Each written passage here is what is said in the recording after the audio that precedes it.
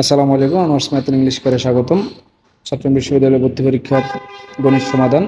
আজকের সমাধান হচ্ছে 181 থেকে 190। 181, একটি ভগ্নাংশের লব হর উভয় থেকে এক বিয়োগ করলে ভগ্নাংশটি 3/2 হয়, কিন্তু লব হর উভয়ের সঙ্গে এক যোগ করলে ভগ্নাংশটি 4/3 হয়। ভগ্নাংশটি কত?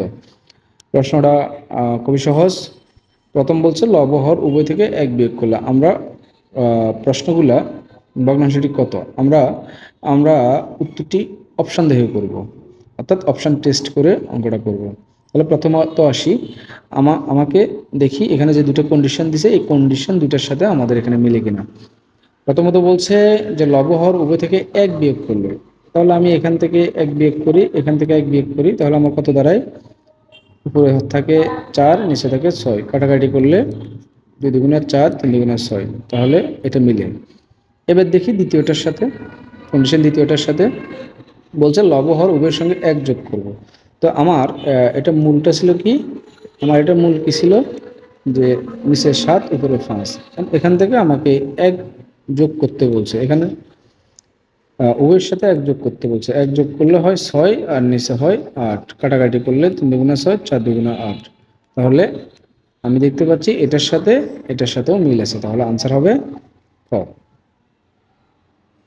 দেখেন আরেকটা খ গ এর মধ্যে আমি একটা করে দেখাই, দেন হয় কিনা দেখেন। প্রথমত বলছিল আমাকে যে লবহর থেকে এক বিয়োগ করতে, তাহলে এখান থেকে এক বিয়োগ করেন, হচ্ছে কত? 3, নিচে হচ্ছে 4, তাহলে এই কন্ডিশন প্রথম কন্ডিশন এই মিলে নাই, তাহলে এটা হবে না।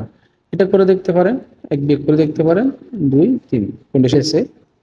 এবার তাহলে এটা যেহেতু প্রথম কন্ডিশনের সাথে মিললো, তাহলে আমি দ্বিতীয় কন্ডিশন দেখি, এক যোগ করব, অর্থাৎ এটা ছিল, এটার সাথে এক যদি আমি যোগ করি, তাহলে এখানে পাবো 4, এখানে পাবো 6, কাটাকাটি করলে 2 দুগুণে 4, 3 দুগুণে 6, আবার 3/2 পাবো।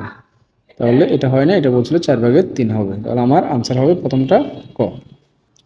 182, একটি ভগ্নাংশের লব হরের সমষ্টি 11, লব থেকে 2 বিয়োগ হরের সাথে 3 যোগ করলে ভগ্নাংশের মান হাফ হয়। এই অঙ্কগুলো আমরা অপশন দেখে করবো। তাহলে দেখেন লব হরের সমষ্টি 11, এটা হর এটা লব, এখানে প্রত্যেকটাতে কিন্তু দেখেন আপনি এটা আর এটা যোগ করলে 6 আর 5 যোগ করলে 11, 7 আর 4 যোগ করলে 11, তাহলে প্রথম কন্ডিশনে কোনো সমস্যা নাই। দ্বিতীয় কন্ডিশনে বলছে লব থেকে 2 বিয়োগ, তো দেখেন আমরা লব থেকে 2 বিয়োগ করি, 4 থেকে 2 বিয়োগ করলাম, হরের সাথে 3 যোগ করো, হরের সাথে 3 যোগ করলাম, তাহলে দেখেন কত হয়? 4 থেকে 2 গেলে 2, 7 3 10, কাটাকাটি করলে হয় 5/1 হয় নাই, আমাকে বলছে এখানে হাফ হবে, তাহলে ক নাম্বার হবে না। এটাতে একই অবস্থা, এটা করে দেখি। 2 বিয়োগ করতে বলছে লব থেকে, হরের সাথে 3 যোগ করতে বলছে, করলাম, 6 থেকে 2 গেলে 4, 5 আর 3 8, কাটাকাটি করলে হয় হাফ। হ্যাঁ, আনসার হবে এটা। এটা হবে না, দেখেন এটা থেকে 2 বিয়োগ করেন, এটার সাথে 3 যোগ করেন, তাহলে 5 থেকে 2 গেলে হবে 3, 6 3 9, কাটাকাটি করলে 1/3 হবে, হবে না। এভাবে আমরা অপশন দেখে অঙ্কটা করতে পারবেন। 183, একটি খুঁটির অর্ধাংশ মাটির নিচে, 1/3 পানির মধ্যে, 12 ফুট পানির উপরে খুঁটির দৈর্ঘ্য কত? এই অঙ্কটা আপনি ডিটেলসও করতে পারেন। খুঁটির দৈর্ঘ্য আপনি কিছু জানেন না, তাহলে সেক্ষেত্রে যদি এক্স ধরে নেন, তা অ্যাকর্ডিং টু কী হবে? খুঁটির অর্ধাংশ, অর্ধাংশ বলতে কি x/2 প্লাস 1/3, তাহলে এটা হবে x/3। এরপরে plus 12 foot plus 12 equal to কী হবে? খুঁটির দৈর্ঘ্য, মানে পুরো এক্সট্রার দৈর্ঘ্য হবে। এখান থেকে ইকুয়েশন করে এক্স এর মান বের করা যায়, কিন্তু আমরা এভাবে করব না, আমরা একটু অপশন দেখে করব। আমরা অপশন দেখে কীভাবে করবো? যেমন ক নাম্বারে প্রথম আছে 72 ফুট, আমরা দেখি প্রথমে 72 ফুটের খুঁটির অর্ধাংশ মাটির নিচে বলছে, তো 72 অর্ধেক কত? 72 অর্ধেক 36, 36 মাটির নিচে, 1/3 পানির মধ্যে, তো 72 1/3 কত? অর্থাৎ 72 1/3 মানে 3/1 তো 72কে 3 দিয়ে ভাগ করলে আপনি পাবেন 24, তাহলে গেল 24। এরপর বলছে 12 ফুট পানির উপরে, তাহলে 12 এদিক দিয়ে 12 লিখলাম, তাহলে দেখেন তিনোটা মিলে 72 হয় কিনা দেখি। 30, 40, 50, 60, 70, 72, এখানে 72 মিলে গেল, আনসার হবে ক। খ নাম্বার হবে না, দেখেন একটু ডিটেলস বলি। অর্ধেক মাটির নিচে, অর্ধেক হলে হয় 80 অর্ধেক 40, 1/3, 80 1/3 মানে 3/1 করলে তাহলে 26 থেকে একটু বেশি হয়, দশমিক আসে, এরপরে 12 যোগ করলে 40, 60, 70, 78 হয়, তাও হবে না, 80 মিলে না, 60 মিলবে না, এটার অর্ধেক হচ্ছে 30, 3/1 হবে 20, আর প্লাস পুরো আছে 12, সব মিলে যোগ করলে 50, 60, 62 হবে, হবে না, অর্থাৎ আপনার আনসার হবে ক।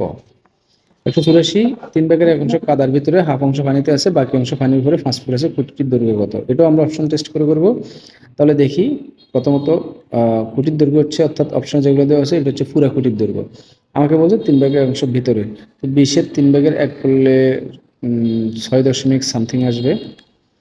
আর হাফ অংশ পানিতে, হাফ অংশ মানে 20-এর হাফ হচ্ছে 10, আর বাকি বলছে 5 ফুট উপরে, তাহলে 5 ফুট। এখন দেখেন আমার 16, 5, 21 হয়ে যাচ্ছে, আমার কিন্তু 21-এর চেয়ে একটু বেশি হয়ে যাচ্ছে, কিন্তু আমাকে এখানে বলছে কত, বলছে 20, তাহলে এটা হবে না। হতে দেখি 3/1 যদি মাথা কাদার ভিতরে থাকে তাহলে 3/1 বা 8, হাফ অংশ অর্থাৎ 24-এর অর্ধেক 12, আর উপরে আছে 5, 5 যোগ করলে আমার হবে 25, হয় না, এখানে আছে 24। এবার আমরা একটু ঘটা দেখি, 30-এর 3/1 হচ্ছে 10, আবার হাফ অংশ হচ্ছে 15, আর পানির উপর আছে 5, এই 5 যদি আমি যোগ করি, দেখেন এখানে যোগ করলে এটা 30 হবে, তাহলে এটা মিলে গেল, আনসার হবে গ। 185, ঢাকা হতে চট্টগ্রাম দূরত্ব 300 কিলোমিটার। ঢাকা হতে একটি ট্রেন সকাল 7টায় ছেড়ে গিয়ে বিকাল 3টায় চট্টগ্রাম পৌঁছে, ট্রেনটির গড় গতি ঘন্টায় কত? তো গতিবেগ বের করার সূত্র হচ্ছে দূরত্ব ডিভাইড বাই সময়, দূরত্ব ডিভাইড বাই সময়। তাহলে এই যে ট্রেনটা কিন্তু 300 কিলোমিটার দূরত্ব পাড়ি দেয়, অর্থাৎ দূরত্ব হচ্ছে 300, ঢাকা থেকে চট্টগ্রাম দূরত্ব 300। ট্রেন সকাল 7টায় আসছে, বিকাল 3টায় পৌঁছেছে, তাহলে সময় লাগছে কত? 3টা থেকে 4টা, সরি 7টা থেকে, সকাল 7টা থেকে 8টা, 9টা, 10টা, 11টা, 12টা, 1টা, 2টা, 3টা, অর্থাৎ 8 ঘন্টা সময় লাগে। তাহলে 300কে 8 দিয়ে ভাগ করলে যেটা হয় 37.5, অর্থাৎ হবে এই প্রশ্নের উত্তর। 186, একটি ট্রেন 15 সেকেন্ডে একটি খুঁটি এবং 25 সেকেন্ডে 100 মিটার দীর্ঘ একটি প্ল্যাটফর্ম অতিক্রম করে, ট্রেনটির দৈর্ঘ্য কত? তো ট্রেনের অঙ্কে আমি বারবারই বলে আসছি যে ট্রেনের অঙ্ক করার জন্য আপনাকে কয়েকটা জিনিস মাথায় রাখতে হবে। সেটা হচ্ছে সেকেন্ড, মিটার, কিলোমিটার, এগুলা। আর একটা হচ্ছে একটা ট্রেন যখন একটা খুঁটি, এটা হচ্ছে একটা ট্রেন ধরেন, আর এখানে ধরেন একটা মানুষ আছে, মানুষ অথবা খুঁটি বা একটা গাছ যখন অতিক্রম করে, সে শুধুমাত্র নিজের দৈর্ঘ্য অতিক্রম করে, নিজের দৈর্ঘ্য, অর্থাৎ ট্রেন নিজের দৈর্ঘ্য অতিক্রম করে। আর একটা ট্রেন ধরেন, এটা ট্রেন আর এটা হচ্ছে একটা প্ল্যাটফর্ম, এই প্ল্যাটফর্মটা যখন এই ট্রেনটা অতিক্রম করে এখানে আসবে, তখন সে নিজের দৈর্ঘ্য প্লাস প্ল্যাটফর্মের দৈর্ঘ্য, এই দুটাই কিন্তু অতিক্রম করবে। আচ্ছা, এখন এখানে বলছে 15 সেকেন্ডে খুঁটি আর 25 সেকেন্ডে 100 মিটার দীর্ঘ একটি প্ল্যাটফর্ম। তাহলে আমরা অ্যাকর্ডিং টু কোয়েশ্চেন বলতে পারি যে দূরত্ব তো আমরা জানি না, ট্রেনটির দৈর্ঘ্য বলতে, এখানে ট্রেনটির দৈর্ঘ্য বলতে আমরা দূরত্বটা বের করব।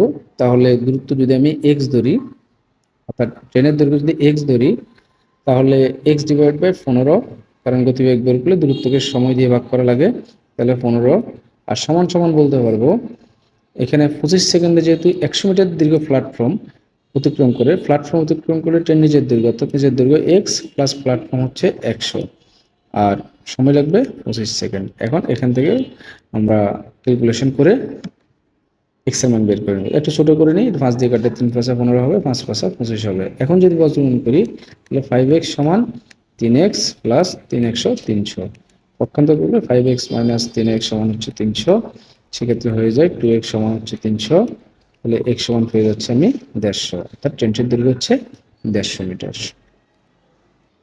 187, একটি সুষম ষড়ভুজের অন্তঃকোণের সমষ্টি কত?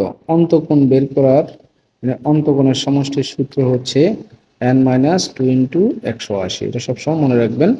n-2, n বলতে আপনাকে কতটা ভুজের সমষ্টি, এখানে ষড়ভুজ, বলতে 6, তাহলে 6 - 2 ইন্টু 180, অর্থাৎ 4 গুণ 180, 4কে 180 দিয়ে গুণ করলে 400, আর 4 এটা 32, অর্থাৎ 720 হবে এই প্রশ্নের উত্তর। অন্তঃকোণ বের করার সমষ্টি এটা। n বলতে আপনাকে যতটা ভুজ বলে, ষড় বললে n এর মান 6, পঞ্চ বললে n এর মান 5, ত্রিভুজ বললে n এর মান 3। 189, 30 মিনিটের সময় ঘড়ির ঘন্টা ও মিনিটের কাঁটার মধ্যবর্তী কোণের পরিমাপ কত? ঘড়ির ঘন্টা ও মিনিটের কাঁটার মধ্যবর্তী কোণের জন্য আপনি শর্টকাটে একটা সূত্র মনে রাখবেন, পার্থক্য, অর্থাৎ ঘড়ির ঘন্টা মিনিটের কাঁটার পার্থক্য হচ্ছে 11m - 60h divide by 2, always এই সূত্রটা মনে রাখবেন, 11m - 60h divide by 2। 11m, m বলতে মিনিট, h বলতে আওয়ার, তাহলে এখানে যেহেতু 9টা 30 বলছে, তাহলে 11 ইন্টু m মানে মিনিট, অর্থাৎ 30 মিনিট, তাহলে 30 গুণ হবে, আর মাইনাস 60 ইন্টু h বলতে ঘন্টা, হচ্ছে 9টা 30, তাহলে 9 ঘন্টা, তাহলে এখানে হবে 9, আর ডিভাইড বাই হবে 2। এখন আমরা কাটাকাটি করব, 30 11 হবে 330, মাইনাস 6 নং 54 540 082। এখানে একটা মডুলাস ব্যবহার করবেন, মানে অর্থাৎ মাইনাস আসলেও কোনো ঝামেলা নাই, মাইনাসটা কাউন্ট হবে না। এখানে যদিও 330 থেকে -540 থেকে 330 বিয়োগ করলে আপনার আসবে 210 আসবে, /2। এটা মাইনাসটা কাউন্ট হবে না। তাহলে সেক্ষেত্রে কাটাকাটি করলে আমি পাবো, যদি আমি কাটাকাটি করি 105 ডিগ্রি। অপশানে কোথাও 105 নেই, নিশ্চয় আছে, হয়তো এখানে অপশন ভুল এসছে, তাহলে এটার আনসার হবে 105। 190, এক ব্যক্তি তার স্ত্রী থেকে 5 বছর বড়, তার স্ত্রীর বয়স ছেলের বয়সের 4 গুণ, 5 বছর পরে ছেলের বয়স 12 হলে বর্তমান ওই ব্যক্তির বয়স কত? অঙ্কটা অপশন দিয়ে করবেন, তাহলে ইজি হবে। যেহেতু বর্তমান ওই ব্যক্তির বয়স কত বলছে, অর্থাৎ অপশনে যেগুলো দেওয়া আছে সেগুলো হচ্ছে ব্যক্তির বর্তমান বয়স। আচ্ছা, 5 বছর পর যদি ছেলে 12 হয়, তাহলে বর্তমানে কত? নিশ্চয়ই বর্তমানে তার বয়স 7, কারণ 12 থেকে 5 বছর আগে যাইতে হবে, বর্তমানে তার 7 বছর। এখন বলছে তার স্ত্রীর বয়স ছেলের বয়সের 4 গুণ। তো ছেলের বয়স যদি 7 হয় বর্তমানে, স্ত্রীর বয়স বর্তমানে কত? স্ত্রীর বয়স বর্তমানে তাহলে কত হবে? ছেলের বয়সের 4 গুণ, অর্থাৎ 7 গুণ 7, 4 7 28। আর ওই ব্যক্তিটা তার স্ত্রী থেকে 5 বছরের বড় বলছে, তাহলে ব্যক্তিটা কত হবে? নিশ্চয়ই স্ত্রী যদি 28 হয়, 5 বছরের বড় হয়, 28 মাসে 33, অর্থাৎ 33 বছর হচ্ছে ওই ব্যক্তির বয়স। আনসার হচ্ছে 33।